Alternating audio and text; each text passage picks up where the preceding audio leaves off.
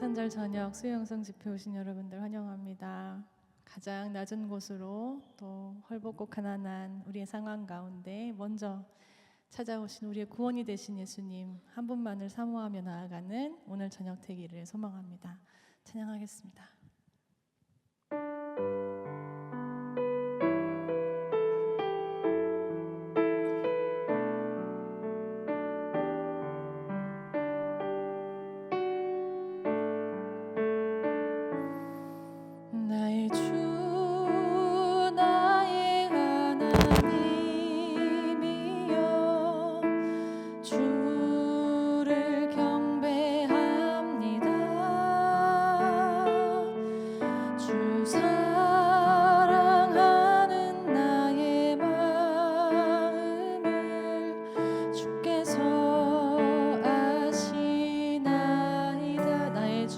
하나님이여 나의 주 나의 하나님이여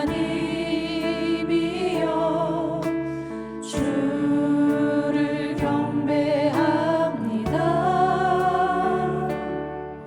주 사랑하는 나의 마음을 주께서 아시나이다.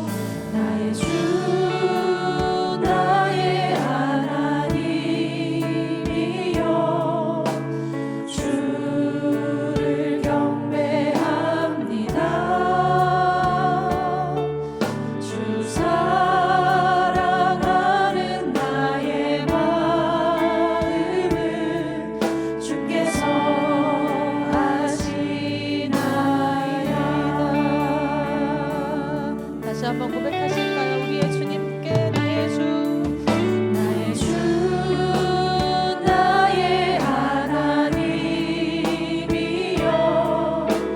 주를 경배합니다.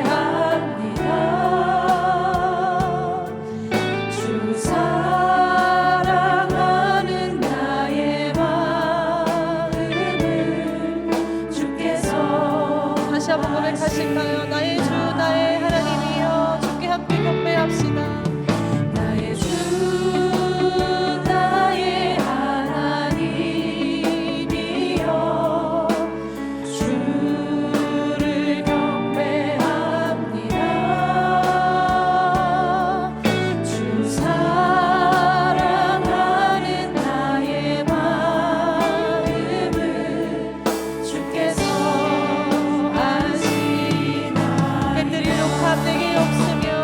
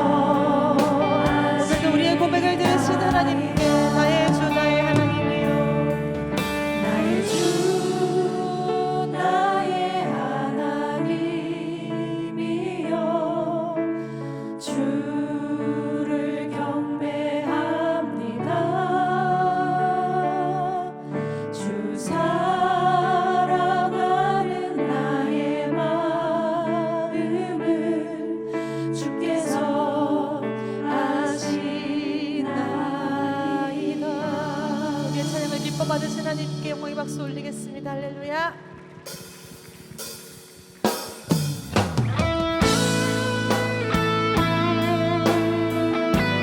하늘의 높은 보좌를 버리시고 낮고 천한 이 땅 가운데 찾아오신 예수님, 우리 삶의 빛이 되셨습니다. 그 빛이신 주님을 바라보며 우리 온전한 마음으로 주 앞에 고백하며 나아가기 원합니다.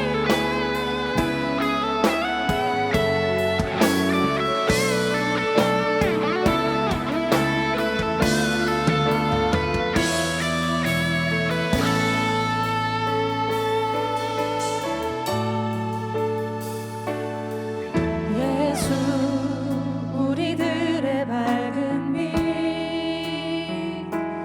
은혜와 긍휼을 베푸시는 주,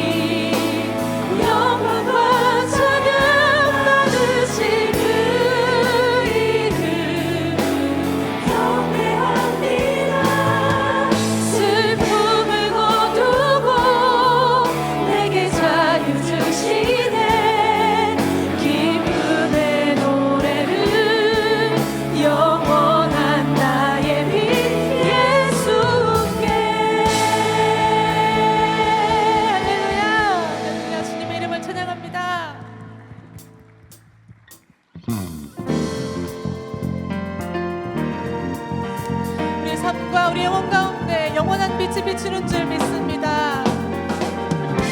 우리의 빛 되신 주님 더욱더 사모하며 주 앞에 나아가기를 소망합니다. 내 영혼의 햇빛 비치니 주 영광 찬란해. 이 세상 어떤 빛보다 이 빛 더 빛나네. 주의 영광 빛난 광채 내게 비춰 주시옵소서. 그 밝은 얼굴 배울 때 나의 영혼 기쁘다.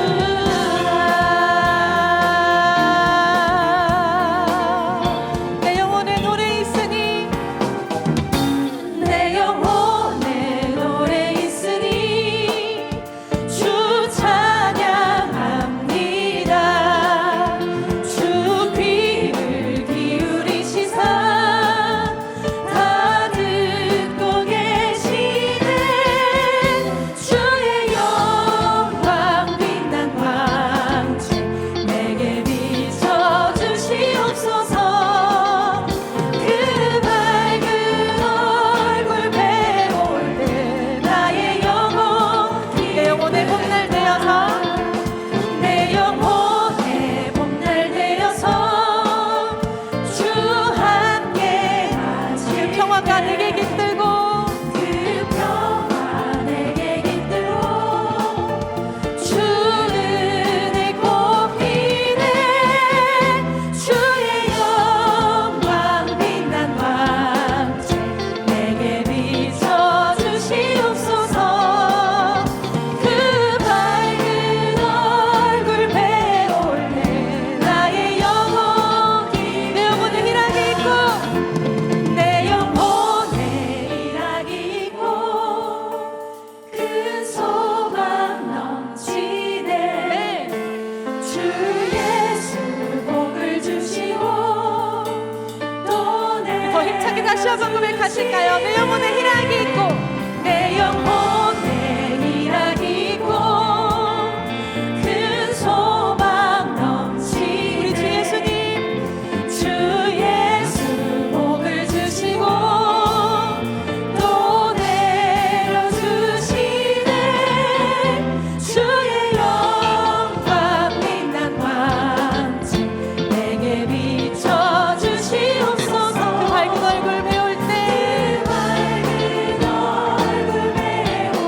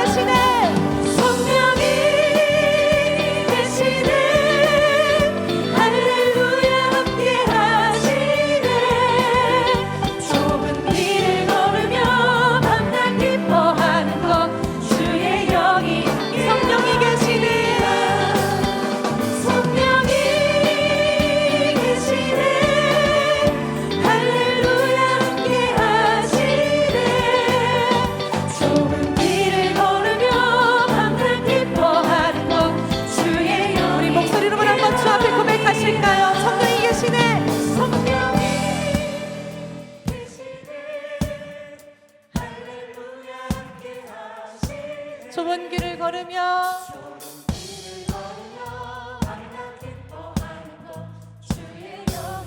기쁘게 함께 노래합시다. 성령이 계시네. 성령이 계시네. 할렐루야 함께 하시네. 좁은 길 걸으며 밤낮 기뻐하는 것 주의 영이 좁은 길을 걸으며 좁은 길을 걸으며 밤낮 기뻐하는 것 주의 영이 함께함이라. 성령이 계시네. 성령이 계시네. 할렐루야 함께함. 다시 한번 고백하실까요? 성령이 계시네. 성령이 계시네. 할렐루야 함께하시네. 좁은 길을 걸으며 밤낮 기뻐하는 것 주의 영이 함께. 정치로 다시 한번 고백합시다. 좁은 길을 걸으며 좁은 길을 걸으며 밤낮 기뻐하는 것 주의 영이 함께함이라. 모든 것을 우리에게 허락하신 주님께 찬양과 기쁨의 감사와 모든 고백 주 앞에 올려드리기 원합니다. 할렐루야.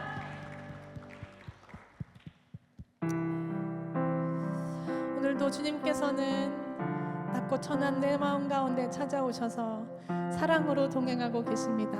오늘도 우리 주님께서는 낮고 천한 우리의 삶 가운데 찾아오셔서 은혜로 동행하고 계십니다. 이 시간 2024년 한 해를 돌아보시며 주 앞에 다른 어떤 것이 아니라 사랑과 감사의 고백을 드릴 수 있게 되기를 소망합니다. 우리가 주님의 마음을 닮아서 이웃을 사랑하고 우리가 주님의 마음을 닮아서 낮은 곳으로 찾아갈 수 있는 내년이 되기를 소망한다고 우리 주 앞에 우리의 마음을 드리기 원합니다. 우리의 노래와 고백으로만 주 앞에 나아가는 것이 아니라 우리 주 앞에 연약하지만 있는 모습 그대로 삶의 모습으로 나아가게 되기를 소망합니다. 오늘 이 시간 주 앞에 드릴 고백이 우리 삶 가운데 헛된 고백 되지 아니하도록 우리 온 마음을 다해 주 앞에 노래하시도록 하겠습니다.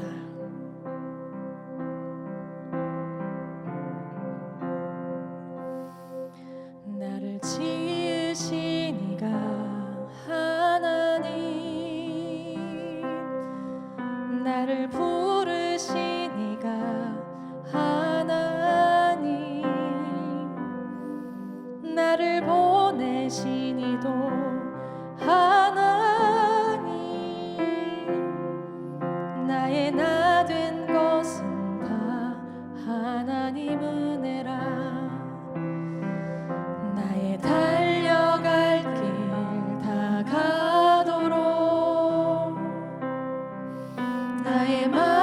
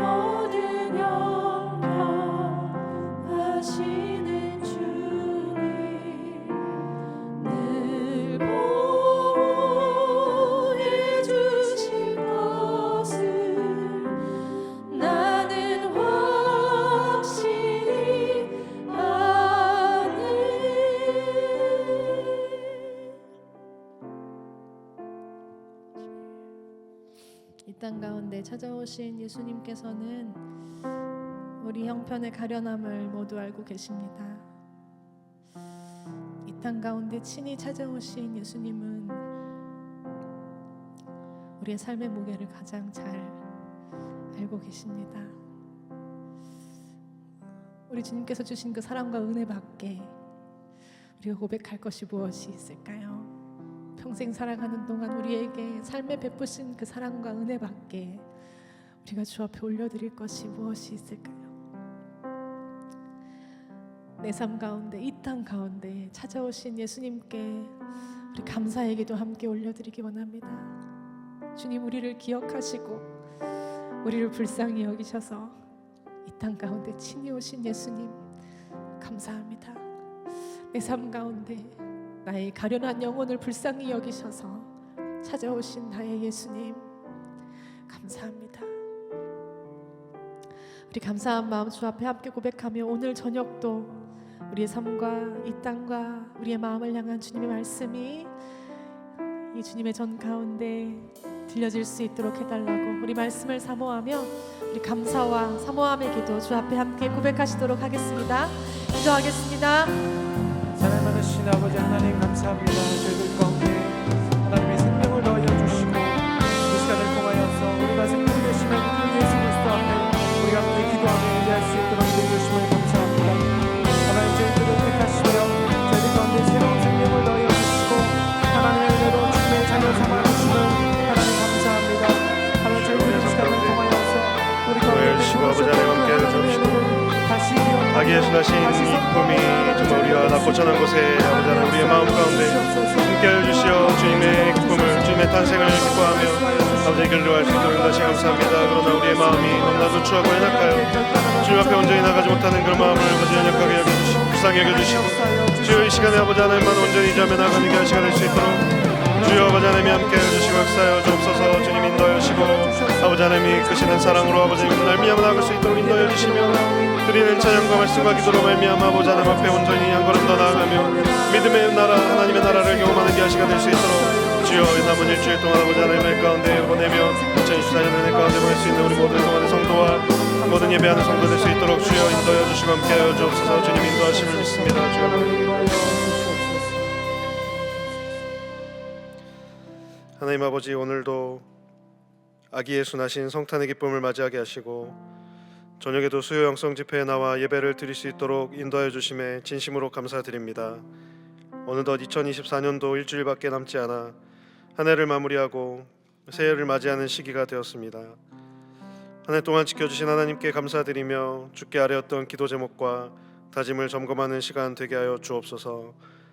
이 시간 온 마음과 정성 다하여 오직 하나님께서 받으시는 예배 드리오니 우리의 예배를 기뻐 받아 주옵소서. 오직 주님께만 전심을 다하여 찬양하며 경배하오니 오직 주님만 바라보게 하여 주옵소서. 곡조 있는 기도에 마음을 담아 찬양하오니 우리의 찬양 흠양하여 주시고 찬양의 가사가 우리 믿음의 고백이 되게 하여 주옵소서. 이제 말씀을 듣습니다. 듣는 귀가 열리게 하여 주시고 마음이 열리게 하셔서 저마다의 심령에 깨달음이 있게 하시고 말씀을 듣고 실천하는 삶을 살게 하여 주옵소서. 이 모든 말씀 우리 구주 예수 그리스도의 이름으로 기도하옵나이다. 아멘. 이 시간 수요 영성 집회에 참석하신 모든 성도님들을 주님의 이름으로 환영하고 축복합니다. 앞뒤 좌우에 계신 성도님들과 인사를 나누도록 하겠습니다. 주님의 평강을 기원합니다. 주님의 평강을 기원합니다. 주님의 평강을 기원합니다. 오늘 우리에게 주시는 하나님의 말씀은 마태복음 14장 28절에서 33절까지의 말씀입니다. 다 함께 일어나셔서 하나님의 말씀을 경청하시겠습니다. 베드로가 대답하여 이르되 만일 주님이시거든 나를 명하사 물 위로 오라 하소서 하니 오라 하시니 베드로가 배에서 내려 물 위로 걸어서 예수께로 가되 바람을 보고 무서워 빠져가는지라 소리질러 이르되 주여 나를 구원하소서 하니 예수께서 즉시 손을 내밀어 그를 붙잡으시며 이르시되 믿음이 작은 자여 왜 의심하였느냐 하시고 배에 함께 오름에 바람이 그치는지라 배에 있는 사람들이 예수께 절하며 이르되 진실로 하나님의 아들이로소이다 하더라. 이것은 하나님의 말씀입니다. 아멘. 오늘은 아기 예수 탄생을 기념하는 성탄절입니다. 그리고 오늘은 2024년의 마지막 수요일입니다. 내일은 2024년의 마지막 목요일이고 또 금요일은 2024년의 마지막 금요일이고 이제 쭉 이어지겠죠. 생각해 보니 성탄절이 이제 한 해의 마지막 한 주간을 시작하는 날인 것 같습니다. 12월 들어서면서 기도를 하거나 성도님들과 대화를 할 때 자주 사용했던 단어 중에 하나가 있는데 그것은 바로 엊그제 같은데 라는 단어를 참 많이 썼던 것 같습니다. 너무 상토적인 표현인데 2024년을 시작한 지가 엊그제 같은데 또 마을을 처음 맡게 된 지가 엊그제 같은데 등등 엊그제 같은데 벌써 이렇게 시간이 지나버렸다. 그래서 작년 주일에는 이제 눈이 많이 와서 이제 외대 주차장에 주차를 하고 이렇게 걸어왔던 기억이 있는데 벌써 1년이 지나 버렸더라고요. 그러나 결코 다시 오지 않을 이 2024년을 우리는 믿음으로 마무리하며 한 해를 정말 풍성하게 갖고 가는 우리 모든 동안의 성도 되시기를 간절히 소망합니다. 예수님의 수제자 베드로는 그 특유의 강렬한 캐릭터로 우리에게 아주 주목을 받고 있습니다. 타고난 열정과 믿음으로 주님에게 믿음을 담대히 고백하며 수제자로서의 지위를 얻는가 하면 앞뒤 재지 않고 좌충우돌하는 성미 때문에 이를 그르치는 경우도 많이 있었습니다. 오늘 본문에서도 마찬가지입니다. 베드로는 예수님의 음성만 듣고 배에서 내려 물 위로 걸어가는 믿음의 모습을 보였습니다. 그런 반면에 세차게 불어닥치는 파도 소리 또 바람의 모습을 보고 바로 물에 빠져버리는 믿음의 실패도 경험하게 됩니다. 그런데 베드로의 행위 이면에 예수님께서는 이미 바다의 일을 걸으시고 또 풍랑을 잠잠케 하시는 그러한 위대하신 모습을 보이게 되는데요. 그것은 바로 우리에게 천국을 보여주고 계시다는 사실입니다. 본문을 통하여 우리는 믿음의 모습을 발견하고 우리의 삶을 천국으로 갖고 가는 귀한 시간을 삼으시기를 간절히 바랍니다.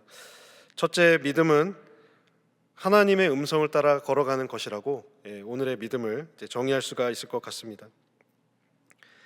오병이어의 기적 이후에 예수님께서는 무리를 재촉하여 바다 저쪽 건너편으로 가라고 명하십니다. 그래서 제자들은 무리들은 이제 배를 타고 바다 저쪽 건너편으로 향하게 됩니다. 바다라고 하면 이제 거창한 동해, 서해, 남해가 아니라 갈릴리 호수를 이제 바다라고 일컫습니다. 이제 제자들은 풍랑을 헤치고 이제 바다를 항해하고 있는데 예수님께서는 기도하러 산에 올라가셨습니다. 기도하러 산에 올라가셨는데 제자들이 말씀드린 것처럼 풍랑을 만나게 된 것입니다. 2000년 전에는 오늘날보다 선박 제조나 항해 기술이 발달하지 못했을 것입니다. 그렇기 때문에 오늘날에도 지금 바다에 풍랑이 일면은 매우 위험하지 않습니까? 목숨이 위태롭고 또 배에 탄 사람들이 매우 힘든 일을 겪는데요. 2000년 전에 이 갈릴리 호수를 항해했던 제자들과 무리들이 풍랑을 만나 얼마나 힘듦을 겪었을지는 우리가 미루어 짐작할 수 있습니다. 게다가 지금 시각은 밤 4경, 즉 새벽 3시에서 6시 사이입니다. 아무것도 보이지 않는 칠흑 같은 망망한 그 바다 위, 물 위를 제자들이 항해하고 있습니다. 어서 빨리 무트로, 육지로 배를 닿게 하고 싶지만 노를 저을수록 닿을 수가 없는 겁니다. 이러한 힘겹고 어려운 상황 가운데 예수님께서는 제자들을 향하여 물 위를 걸어오고 계시다는 것입니다. 물 위를 걸어오시는 주님을 보고 무리들은 유령이네 하며 무서워 떨었습니다. 그러나 단 한 사람, 즉 베드로는 그분이 주님이신 것을 알았습니다. 그리고는 주님과 동행하는 기쁨을 누리기 위하여 그 풍랑을 제치고 바다 위로 걸음을 내딛게 된 것입니다. 28절 본문을 보시면 베드로는 이렇게 말하고 있습니다. 주여, 만일 주님이시거든 나를 명하사 물 위로 오라 하소서 하니 라고 말하며 예수님의 명령을 기다립니다. 베드로가 만일 주님이시거든 이라는 이 조건적인 말을 했기 때문에 혹자는 이것이 이제 베드로의 믿음 없는 말인가 하는 의심을 하기도 합니다. 그러나 베드로는 자신이 보고 있는 이분이 예수님이라는 사실을 모른다는 의심에서 이 말을 한 것이 아닙니다. 베드로는 분명 지금 바다 위를 걷고 계신 예수님이 주님이라는 사실을 알았습니다. 확신하고 있습니다. 그러나 예상치도 못했던 감격 때문에 의심하는 목소리인 것처럼 이제 들리게 된 것입니다. 이러한 감격이 더해져서 예수님께서 명하시기만 하면 나로 하여금 물 위로 걸어오게 하소서라고 주님께 요청한 것입니다. 너무 놀라운 일을 겪으면 꿈인지 생신지 모를 때가 있습니다. 그래서 볼을 꼬집어 보기도 하고 정말 이것이 진짜 나에게 일어난 일인가 놀라움을 금할 길이 없는데요. 마찬가지로 베드로도 주님이 오시는 것이 주님인 것은 확실히 알았지만 믿겨지지 않아서 반문을 하였던 것입니다. 그런데 사실 베드로는 예수님처럼 물 위를 걷는 것이 목적은 아니었습니다. 본문 28절을 세번역 성경으로 읽어보면 다음과 같습니다. 베드로가 예수께 말하였다. 주님, 주님이시면 나더러 물 위로 걸어서 주님께로 오라고 명령하십시오. 물 위로 걸어서 다음에 주님께로 오라고 명령하십시오. 이 이제 뒷부분에 이제 방점이 찍혀 있는 겁니다. 물 위를 걷고 싶은 것이 아니라 물 위에 계신 주님께로 나오기 위해서 이제 발걸음을 내디딘 것이죠. 만약 베드로가 풍랑을 잠잠케 하고자 했다면 아마 이렇게 요청하였을 것입니다. 주님, 빨리 오셔서 이 파도를 잠잠케 해 주십시오. 목적이 있어야 되잖아요. 파도가 지금 너무 치니까 주님 오셔서 파도를 잠잠케 해 주십시오. 이렇게 청했어야 마땅한데요. 그런데 베드로는 그렇게 요청하지 않고 물 위를 걸어오시는 예수님을 향하여서 저에게 오라고 명령해 주십시오 라고 주님께 요청한 것입니다. 베드로는 물 위를 걷기 전에 주님께 나아간 것이 아니라 물 위를 걷기 위해 나아간 것이 아니라 예수님께 나아가기 위해서 물 위를 걷고자 노력을 하였던 것입니다. 이 사건의 선후를 우리는 명확히 기억해야 할 필요가 있습니다. 베드로의 이러한 순종의 모습은 요한복음 10장에 기록되어 있는 예수님과 또 백성의 관계, 양과 목자의 관계를 연상케 합니다. 요즘 새벽기도의 본문이 요한복음 10장인데요. 요한복음 10장 3절에는 예수님께서 이렇게 말씀하고 계십니다. 문지기는 그를 위하여 문을 열고 양은 그의 음성을 듣나니 그가 자기 양의 이름을 각각 불러 인도하여 내느니라 라고 말씀을 하고 계시고요. 또한 요한복음 10장 27절에서는 주님께서 이렇게 말씀하고 계십니다. 내 양은 내 음성을 들으며 나는 그들을 알며 그들은 나를 따르느니라. 이렇게 주님께서 이야기하고 계십니다. 양의 비유에 관하여 우리 성도님들께서는 다양한 설교를 통해서 양의 특성을 아마 파악하셨을 것입니다. 양의 특성이 어떻죠? 우리가 들은 바에 의하면 시력이 좋지 않죠. 양은 시력이 좋지 않아 들리는 것에 의존하는, 청력에 의존하는 그런 습성을 갖고 있습니다. 그렇기 때문에 목자의 음성에 귀를 기울인다는 그러한 동물적인 특성이 있는데요. 그래서 목자가 동물에게 이름을 붙여주어서 계속 그 이름을 불러주고 쓰다듬어주고 또 가라고 하고 오라고 하고 이렇게 사인을 주면 그 동물은 목자의 소리에 반응하여 명령에 순종하게 되는 것입니다. 그래서 그 명령을 양을 치는 개에게 위임을 하면 그 개가 소리를 내면 양들이 일사불란하게 움직이는 모습들을 우리가 보지 않습니까? 동물과 인간 사이에 끈끈한 애착 관계가 형성이 되어 서로에게 때려야 뗄 수 없는 존재가 되어버린다는 사실입니다. 양과 목자의 관계가 바로 예수님과 베드로의 오늘 배 위에서의 관계가 아닐까 묵상해 보았습니다. 아무래도 연말이다 보니 한 해를 돌아보게 됩니다. 올해 잘한 일은 무엇이고 잘못한 일은 무엇인가. 또 한번 상투적인 표현을 쓰자면 정말 주마등처럼 스쳐갑니다. 여러분들께서도 각자의 주마등이 있으실 것입니다. 언제 몇 월 며칠에 무엇을 하였다는 것은 기억이 나지 않지만 올 한 해 내가 겪은 일을 화야로 본다면 파노라마처럼 지나가지 않을까요? 그러나 우리가 더욱 점검해 보아야 하는 것은 올 한 해 우리가 얼마만큼 주님의 음성에 순종하였는가입니다. 우리에게 일어난 사건들 가운데 어떠한 일이 있었고 나는 그때 어떠한 기도를 했으며 주님께서 나에게 어떠한 음성을 들려주셨는가. 물론 소리로 들려주시진 않겠지만 우리에게 어떤 마음을 주시고 어떠한 묵상을 하게 하시고 우리에게 어떠한 발걸음을 인도하게 하셨는가. 그것이 중요한 것입니다. 나는 그때 하나님의 소리를 따랐는가, 인간의 소리를 따랐는가. 만약 내가 하나님의 음성을 그래도 잘 청종하였다고 한다면 그대로 잘 살아가시면 될 것이고요. 혹 내가 그 음성대로 나아가지 못하였다고 느껴진다면 다시금 돌아보시기 바랍니다. 그리하여 올해 마지막 일주일만이라도 또 앞으로 다가올 2025년도부터라도 우리가 반드시 주님의 음성으로 나가겠다, 주님께서 들려주신 대로 나아가겠다는 귀한 믿음의 결단이 저와 여러분에게 있으시기를 주님의 이름으로 간절히 소망합니다. 둘째로 우리는 믿음의 관을 살펴볼 때 믿음은 두 마음을 품지 않는 것입니다. 예수님의 음성을 들은 베드로는 오라고 명령하시는 주님의 말씀에 순종하여 발걸음을 내디뎠습니다. 그래서 몇 걸음인지는 모르지만 하여튼 걸어갔어요. 그러던 중에 갑자기 그의 시야에 바람이 부는 모습이 이제 포착이 된 것입니다. 본문 30절을 한번 보시기 원합니다. 30절 보시면 상반절에 바람을 보고 무서워 빠져가는지라라고 이제 기록이 되어 있는데요. 방금 전까지 주님께서 오라 하시는 그 명령에 순종해서 바다 위를 뚜벅뚜벅 잘 걸었던 베드로가 갑자기 파도와 바다에 이제 눈길이 쏠린 것입니다. 믿음의 실패를 경험하고 있습니다. 본문에 관한 주석과 자료들을 참고해 보니 이 베드로의 믿음이 부족했던 이유를 집중력의 분산이라고 하더라고요. 베드로는 거센 바람에 의해서 마음이 산란해졌습니다. 두려운 마음에 사로잡힌 나머지 내가 과연 이 길을 걸을 수 있을까?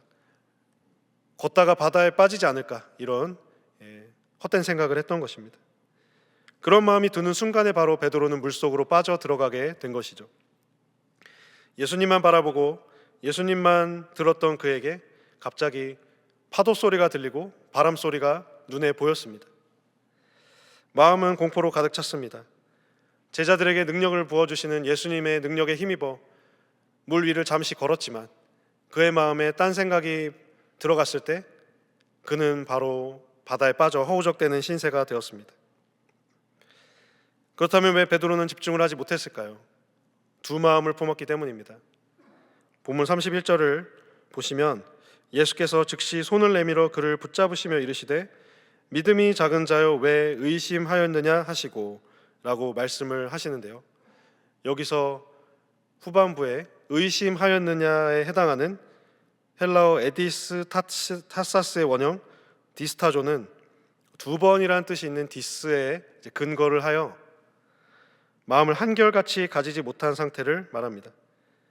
그러니까 처음 생각이나 각오를 버리고 중간에 마음을 돌이켰다는 것입니다. 근데 좋게 돌이킨 게 아니라 나쁘게 마음을 돌이켰다는 것입니다. 그래서 이 디스타조라는 단어는 성경에 딱 두 번 나옵니다. 두 번. 그것도 마태복음에만 나오는데 하나는 이 마태복음 14장 31절에 의심하였느냐에서 나오고 또 한 번은 마태복음 가장 뒷부분인 마태복음 28장 17절에 또 의심하였다는 기록이 나옵니다. 마태복음 28장 17절은 이렇게 기록되어 있습니다. 예수를 배웠고 경배하나 아직도 의심하는 사람들이 있더라. 이 장면만 보면 이 어떤 성경 구절인지 잘 이해가 안 되시죠? 물론 이제 예수님께서 명령을 하시고 이제 가시는데 찬양의 가사로 읽으면 우리가 더 와닿습니다. 갈릴리 마을 그 숲속에서 멜로디가 흥얼거려지시죠.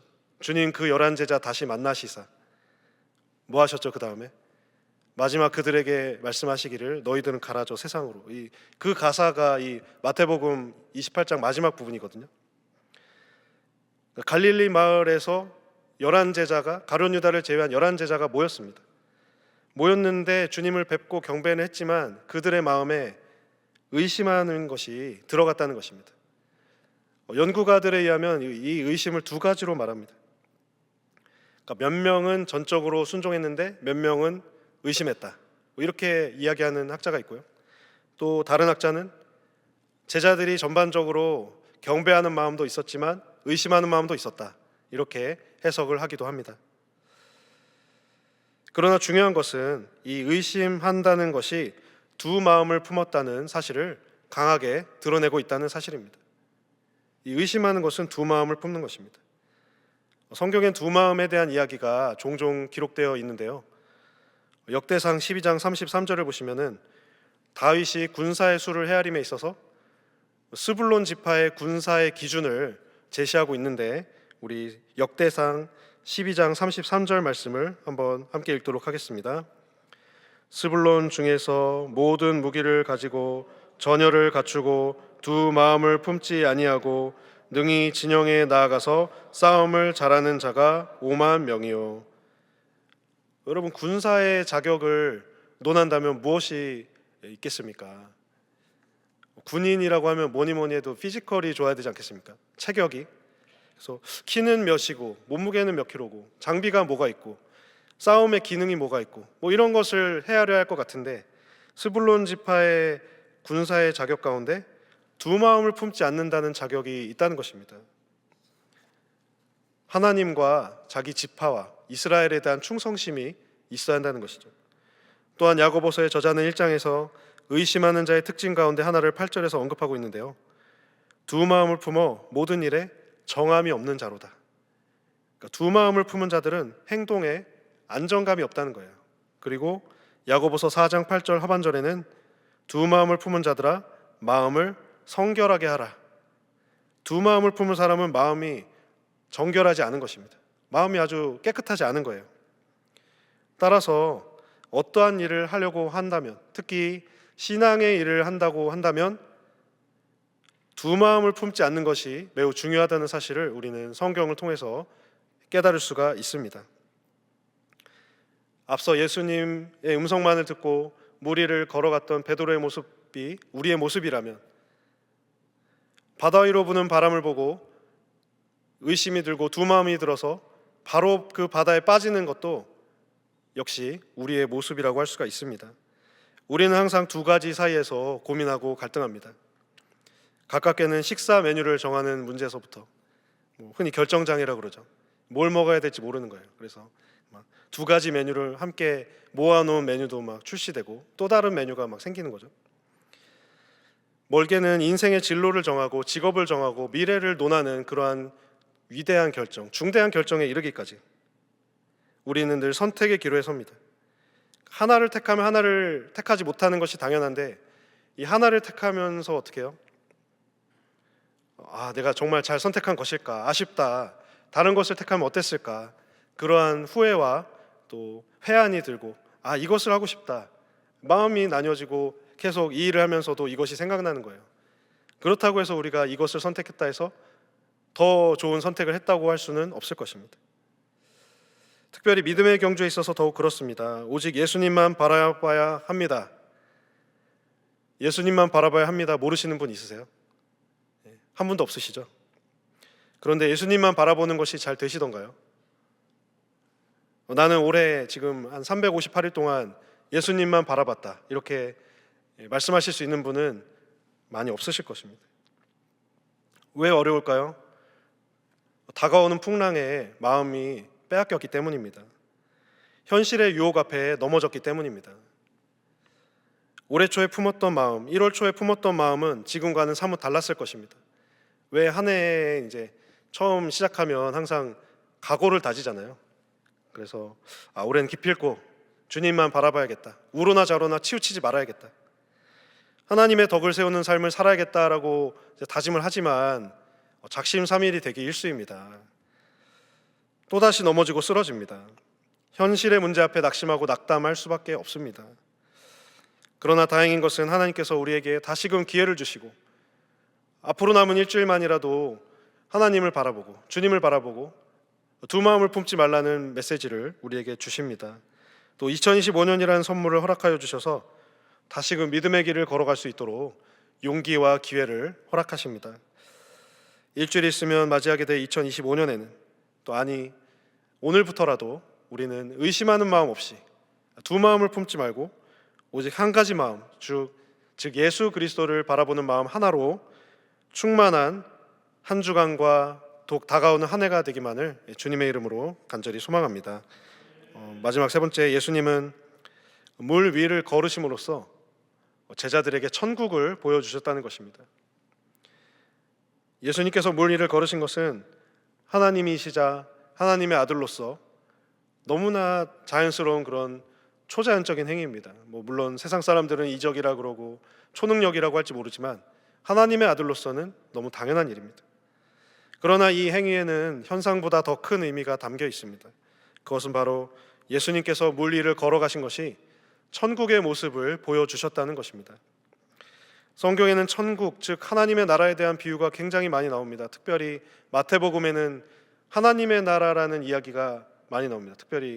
하지만 이제 마태복음의 독자인 유대인들을 고려해서 마태복음은 하나님의 나라라는 말을 많이 쓰지 않고 대신 이제 천국이라는 말을 많이 씁니다. 하늘나라라는 말을 많이 쓰는데요.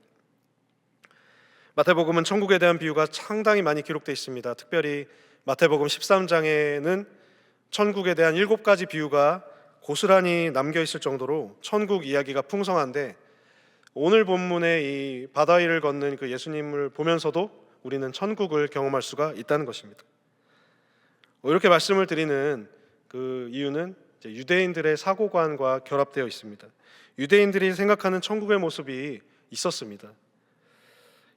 우리가 익히 이름을 들어서 알고 있는 요세푸스, 유대 역사가 플라비우스 요세푸스, 발음이 어렵네요. 플라비우스 요세푸스의 책에는 예수님 당시 유대인들이 상식적으로 생각했던 천국의 모습이 기록이 되어 있습니다. 다소 길 수 있지만 제가 인용해 드리고자 합니다. 한번 읽어보겠습니다. 천국에는 잠도 없으며 슬픔도 없고 타락도 없으며 걱정도 없는 곳입니다.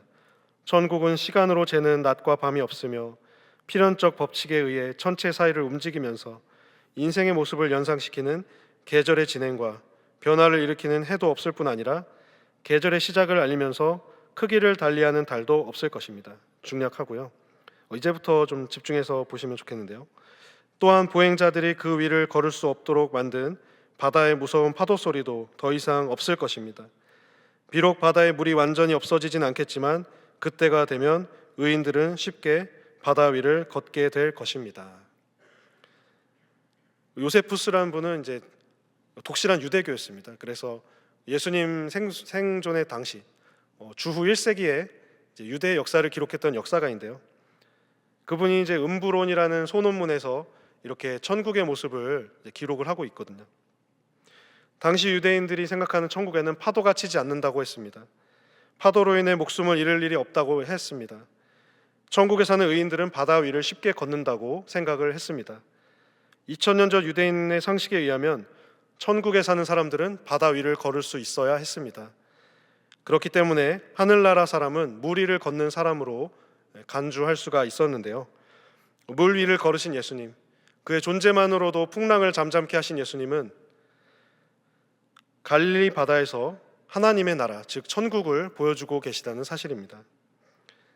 물 위를 육지처럼 건넜던 이들 가운데 대표적인 사건은 바로 모세일 것입니다. 모세가 출애굽을 했던 그 사건은 우리에게 생생히 기록되고 있는데요. 애굽에 내려진 10가지 재앙 이후에 모세는 이스라엘 백성들을 이끌고 애굽을 탈출합니다.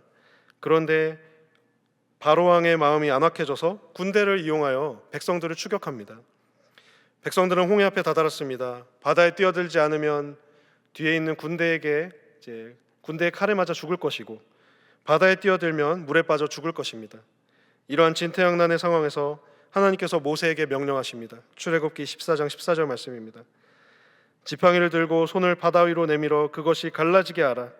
이스라엘 자손이 바다 가운데서 마른 땅으로 행하리라 말씀하시고 21절에 이르시기를 모세가 바다 위로 손을 내밀매 여호와께서 큰 동풍이 밤새도록 바닷물을 흘러가게 하시니 물이 갈라져 바다가 마른 땅이 된지라. 훗날 히브리서 기자는 애굽의 이 모세와 이스라엘 백성들이 홍해를 가른 이 사건을 가리켜서 이렇게 얘기합니다. 히브리서 11장 29절에 믿음으로 그들은 홍해를 육지같이 건넜으나 애굽 사람들은 이것을 시험하다가 빠져 죽었으며 라고 기록을 하고 있는 것입니다. 높은 산이 거친 들이 초막이나 궁궐이나 내 주 예수 모신 것이 그 어디나 하늘나라. 우리는 올 한 해 이 땅에서 천국과 같은 삶을 살기 위해 부단히도 노력을 했습니다. 천국같이 살기 위해 필요한 것이 많았습니다. 항상 달라고 기도했습니다. 뒤쫓아오는 적들을 무찔러 달라고 기도하고 바다가 갈라지게 해달라고 기도했습니다. 그런데 일촉즉발 위기의 상황에서 정작 바다가 갈라지게 해달라고 기도는 했지만 바다 위에 발을 얹을 수는 없었습니다. 왜냐하면 우리의 믿음이 연약하였기 때문입니다. 매일 읽었던 성경 말씀이, 매주 읽었던 설교가 우리의 삶에 적용이 되지 않았습니다. 그저 눈앞의 문제에 허덕여서 하나님께서 우리를 구원해 주시고 어떻게든 인도해 주시겠지, 하나님만 전적으로 믿는다는 것이 이제 하나님께서 내 어려운 점들만 덜어주세요, 하나님께서 나의 아픔을, 나의 고통을 가져가 주세요, 이렇게 어린아이처럼 울부짖기만 했습니다. 그러나 주님은 우리를 부르십니다. 물 위로 발을 내디디라고 요청하십니다. 주님이 친히 걸어가시고 모범을 보여주신 그곳으로 우리를 초청하십니다.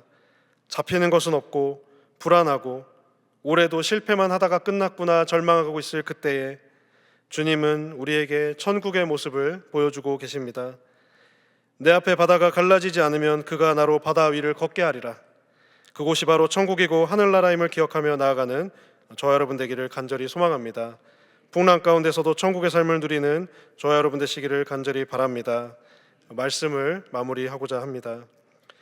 베드로는 주님의 음성을 따라 파도치는 바다에 발걸음을 내디뎠습니다. 그러나 의심하는 두 마음이 생겨 몇 걸음 걷자마자 바다에 빠져버렸습니다. 예수님께서는 친히 물 위를 걸으며 천국의 모습을 보여주셨지만 천국의 삶을 누리기도 하고 또 바다에 빠져 실패하기도 하는 것이 베드로의 모습이자 또한 올 한 해의 우리의 모습이었음을 우리는 고백하지 않을 수가 없습니다. 나는 올해 예수님의 음성에 순종했는가? 나의 마음은 나뉘어지지 않았는가? 내 마음을 점검해 보기 원합니다. 하나님께서 보여주시는 천국과 같은 삶을 이 땅에서도 받아 누리며 믿음으로 승리하는 우리 모든 성도 되시기를 주님의 이름으로 간절히 바랍니다. 함께 기도하시겠습니다. 사랑의 하나님, 물 위를 걸으셨던 주님의 놀라운 능력을 찬양합니다. 주님의 음성을 따라 나아갔던 베드로처럼 저희도 믿음으로 주님께 나아가길 원합니다. 그러나 때로는 베드로가 의심으로 인해 물속에 빠졌던 것처럼 저 역시 두 마음을 품고 믿음에서 흔들렸던 순간들을 고백합니다. 올 한 해 동안 주님의 음성에 온전히 순종했는지 돌아보며 우리의 마음이 나뉘지 않았는지 겸손히 살펴보기 원합니다. 주님, 저희를 용서하시고 다시금 주님을 향한 믿음을 굳건히 세워 주옵소서. 물 위를 걸으시며 풍랑을 잠잠케 하시며 하나님의 나라 천국을 보여주신 주님의 삶을 이 땅에서도 우리가 누리게 하여 주시고 주님의 뜻 안에서 기쁨과 평안을 경험하게 하여 주옵소서.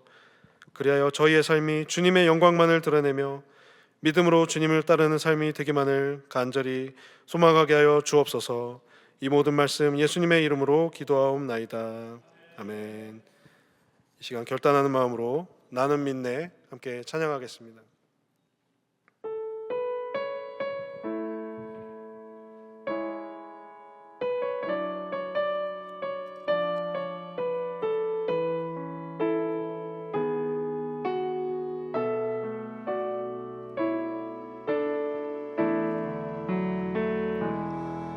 내게 허락하신 시련을 통해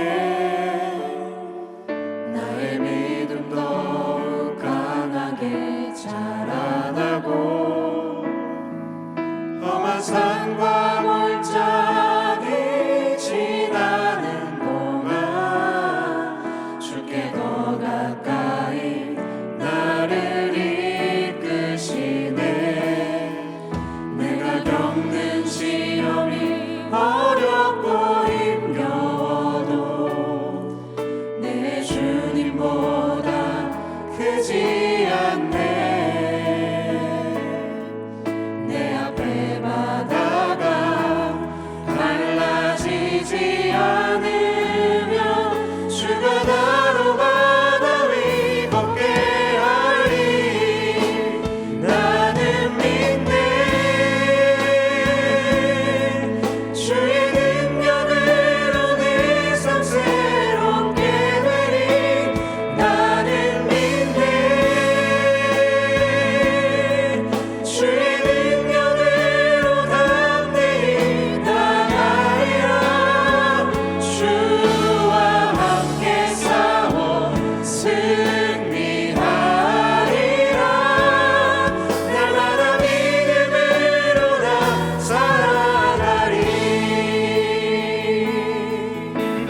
허락하신 시련을 통해 내게 허락하신 시련을 통해 나의 믿음 더욱 강하게 자라나고 험한 산과 골짜기 지나는 동안 주께 더 가까이 나를 이끄시네. 내가 겪는 시험이 어렵고 힘겨도 내 주님보다 크지 않네. 내 앞에 바다가 갈라지지 않으면 주가 나로 바다 위 걷게 하리. 나는 믿네. 주의 능력으로 내 삶 새롭게 되리. 나는 믿네. 주의 능력으로 담대히 나가리라. 주와 함께 싸워 승리하리라. 날마다 믿음으로 나 살아가리. 나는 믿네. 주의 능력으로 내 삶 새롭게 되리. 나는 믿네. 주의 능력으로 담대히 나가리라. 주와 함께 싸워 승리하리라. 날마다 믿음으로 나 살아가리. 나의 믿음 주께 있네. 십자가 능력이 내 영광 되었네. 주께서 우리를 승리케 하셨네. 나의 능력 나의 소망 주께 있네. 나의 믿음 주께 있네. 십자가 능력이 내 영광 되었네. 주께서 우리를 승리케 하셨네. 나의 능력 나의 소망 주께 있네.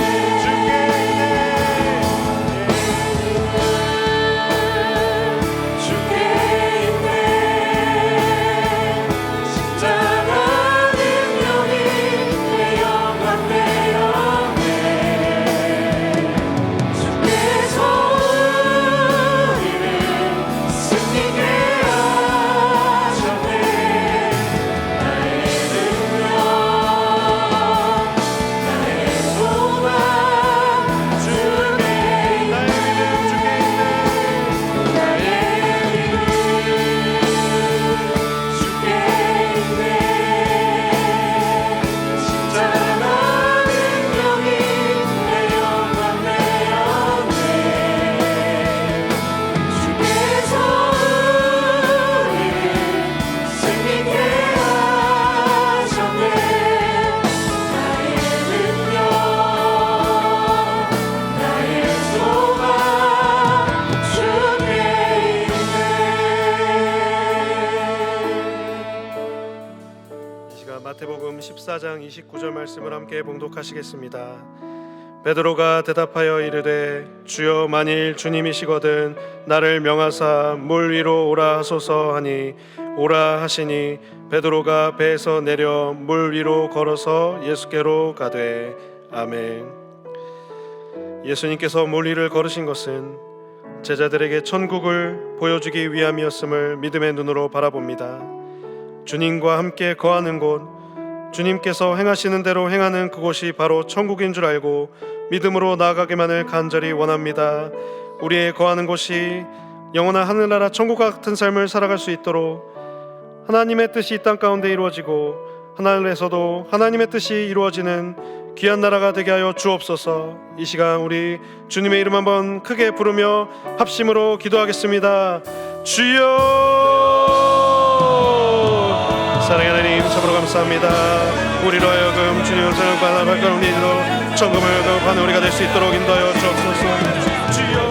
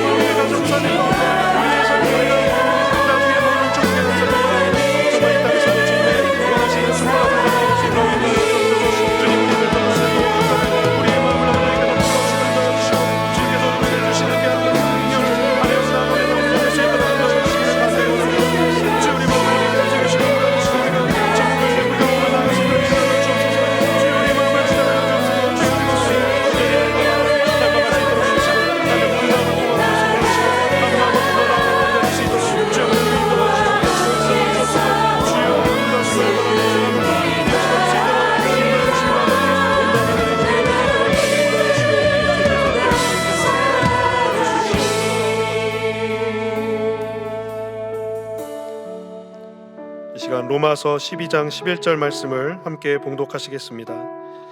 부지런하여 게으르지 말고 열심을 품고 주를 섬기라. 아멘. 이 시간 교회를 위해서 함께 기도하겠습니다. 올 한해 다시 쓰는 섬김행전이라는 주제하에 성도들이 섬김의 본을 보이고자 노력하였습니다.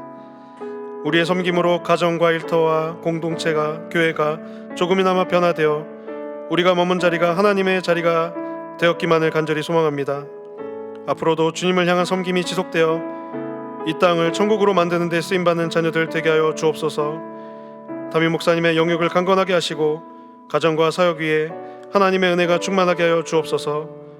장로님과 교육자들이 담임 목사님을 잘 도와 교회를 섬기게 하시고 방전직 교사 봉사자 분들이 주님의 교회를 섬기게 하여 주옵소서. 이 시간 교회와 가정, 환우, 담임 목사님과 교육자분들 위해서 다 함께 주님의 이름 한번 부르며 합심으로 기도하겠습니다. 주여, 하나님 아버지 감사합니다. 주님께서 이 시간 이렇게 하는 영광을 주옵소서. 주님 우리에게 믿음의 능력을 주시니 하나님께서 시기하는 영광을 주옵소서.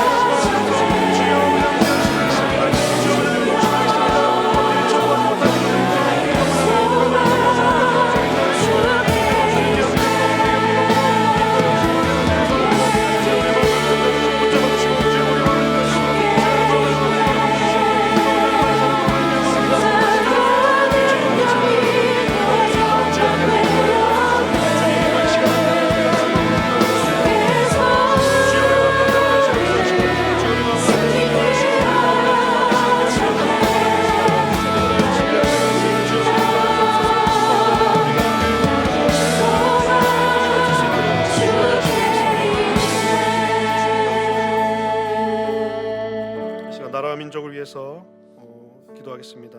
우리 시편 80편 14절 말씀 우리 함께 봉독하시겠습니다. 만군의 하나님이여 구하옵나니 돌아오소서. 하늘에서 굽어보시고 이 포도나무를 돌보소서. 아멘. 시간 나라와 민족을 위해서 기도하겠습니다. 일련의 일들로 인하여 나라의 분위기가 어수선하고 국민들의 마음이 나뉘어져 있습니다. 주님께서 이 나라의 민족을 불쌍히 여기시고 하루속히 이 나라의 안정이 찾아오게 하여 주옵소서. 주님이 선포하시는 평화가 샬롬이 임하게 하여 주옵소서. 정치, 경제, 사회, 문화, 교육과 사회 전 분야에서 주님의 인도하심이 가득하게 하여 주옵소서. 그리하여 이 나라의 갈등과 분열이 멈추고 하나님으로 하나 되고 말씀으로 하나 되는 대한민국이 되게 하여 주옵소서. 우리 이 시간 다 함께 주님의 이름 한번 크게 부르짖고 합심으로 기도하겠습니다. 주여, 주님, 나라의 민족을 불쌍히 여겨주옵소서. 하나님 구하여 주옵소서.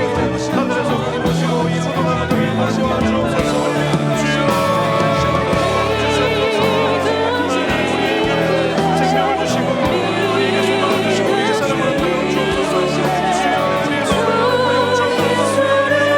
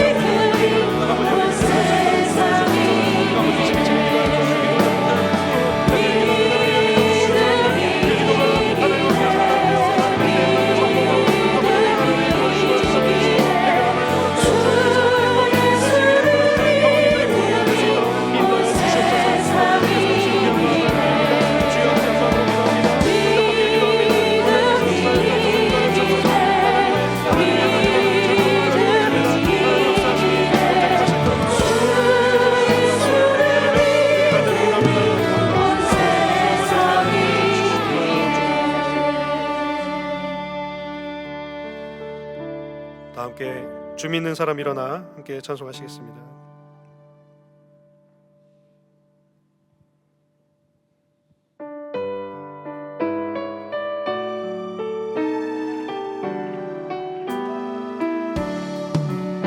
주 믿는 사람 일어나 그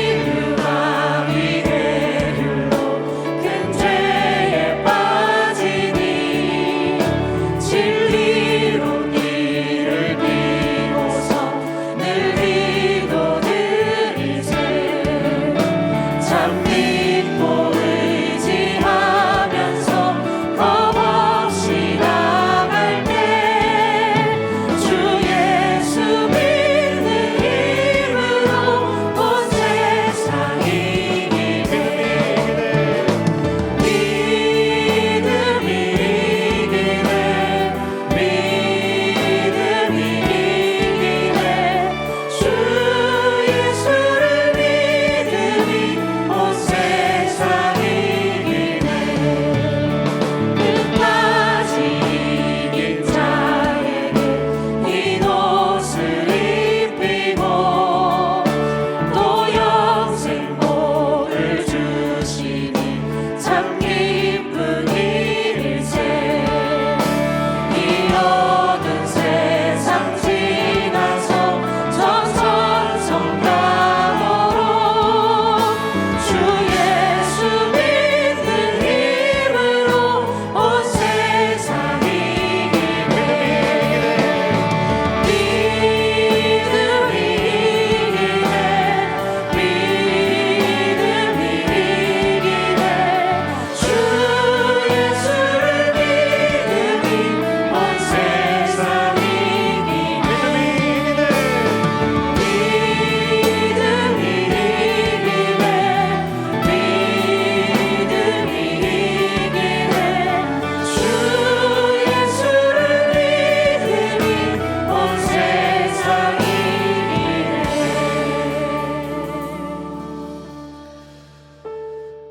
우리의 기도에 응답하시는 하나님 아버지, 이 시간 수요영성 집회로 하나님께 나아가게 하시니 감사합니다. 주님께서 무리를 걸으신 것은 제자들에게 천국을 보여주기 위함이었음을 믿음의 눈으로 바라보게 하시고, 믿음의 모습 있었다면 그 모습 잘 간직하게 하시며, 바람을 보고 무서워 빠진 모습들이 있었다면 주님 일으켜 세워주셔서 우리 역시도 주님과 함께 천국의 삶을 누리게 하여 주옵소서. 이 나라를 사랑하시는 하나님, 이 땅을 긍휼히 여겨 주옵소서. 불쌍히 여겨 주옵소서. 이 나라가 몹시 어렵습니다. 정치, 경제, 사회, 문화 그 어느 것 하나 온전하지 않습니다. 거리에 연말에 들뜬 분위기가 보이지 않습니다. 경기가 침체되어 간다 합니다. 모든 문제를 해결할 분은 주님밖에 없음을 믿습니다. 세상의 지혜에 기대지 않고 주께 간구하여 이 나라 이 민족의 어려운 문제들을 해결하는 교회와 성도 이 민족이 되게 하여 주옵소서. 교회와 가정 환우들을 위하여 드린 기도에 응답하여 주시기만을 간절히 원합니다. 하나님의 말씀을 잘 배워 삶의 현장에서 실천하는 교회와 성도 되게 하여 주옵소서. 진행되는 교육훈련 위에 크신 은혜 더하셔서 많은 성도님들이 은혜 받고 삶의 현장을 하나님의 나라로 만들어가게 하여 주옵소서. 올 한 해 표어로 주신 다시 쓰는 섬김 행전이라는 표어를 다시금 돌아보게 하여 주시고, 섬김의 기쁨을 누리게 하여 주시고, 미처 나누지 못한 섬김의 기쁨이 있다면 널리 나누고 또 전달하게 하여 주옵소서. 담임 목사님의 영육을 강건하게 하셔서 말씀 사역과 목양 사역을 감당하시기에 조금도 부족함이 없게 하여 주옵시고, 오직 주님께만 영광을 돌리는 목양 사역을 감당하시게 하여 주옵소서. 연말연시 말씀과 또 목회 계획 가운데 갑절의 영감을 더하셔서 주님께서 주시는 귀한 영감으로 사역하시게 하여 주옵소서. 당회원과 교육자 또 교회를 섬기는 항존직 교사 모든 봉사자분들을 기억하여 주셔서 아론과 홀처럼 모세의 팔을 붙들었던 아론과 홀처럼 담임 목사님과 교회를 잘 돕고 교회를 든든히 세워가는 모든 지체들 되게 하여 주옵소서. 우리의 기도에 응답하시며 끝까지 함께 동행하시며 승리를 주시는 예수 그리스도의 이름으로 간절히 기도하옵나이다. 아멘. 이제는 우리 주 예수 그리스도의 은혜와 하나님 아버지의 크고 놀라우신 사랑과 성령님의 감화감동 충만 교통하심이 오직 주님의 음성에 귀 기울이고 조금도 의심하지 않고 두 마음을 품지 않아 무리를 걷는 천국과도 같은 삶을 누리기만을 간절히 소원하는 동안의 모든 성도 위에, 저들의 가정과 일터와 삶의 터전 위에 이제로부터 영원토록 함께 없시기를 간절히 축원하옵나이다. 아멘.